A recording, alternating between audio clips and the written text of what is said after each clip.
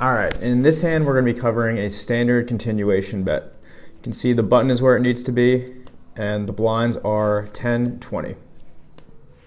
The action starts under the gun, and I'm dealt ace of hearts, 10 of spades.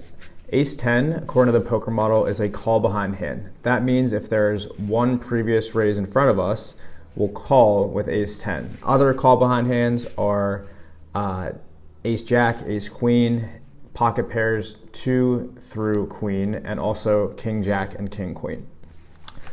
Let's see what happens.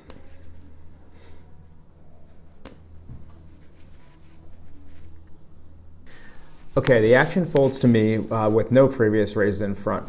So now ace 10 becomes a raising hand.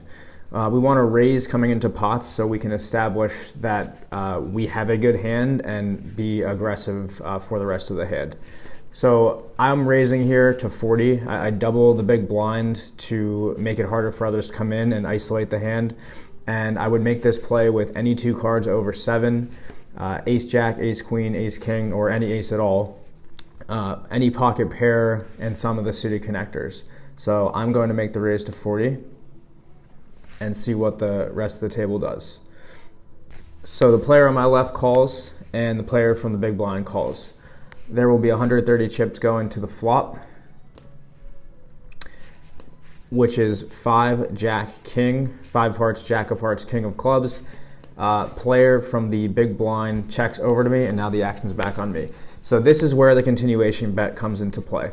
Because I raised pre-flop, because I was the aggressor with ace 10 when the action folded to me, I now am in a position to follow through on that original bet, and it's called a continuation bet.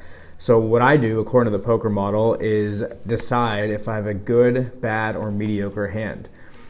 In this case, I have a bad hand. I have a queen makes me a straight, but it's a pretty busted draw. And of course, I have a few high cards, but I don't have better than third pair. So bad hands are third pair or worse, and like inside draws like this one, according to the poker model. Mediocre hands would be flush draws, straight draws, like, you know, queen 10 would be an open-ended straight draw here. 2 hearts would be a flush draw, or second pair, top pair, so that would be any jack or any king. And a good hand is, a 2 pair hand or better. So on this flop, it would be king 5, king jack, pocket kings, pocket jacks, pocket 5s. Those are very good hands. So the continuation bet here we want to make is with a bad hand. So when I have a bad hand, I'm making a continuation bet to get my other players to fold. I want to win the pot right now with little resistance. If I have a really good hand, I want to make the bet to gather chips and build a big pot. If I have a mediocre hand, I want to check and see what happens later. So with my bad hand here, with me raising pre-flop, I can make a standard continuation bet, which is approximately half the pot.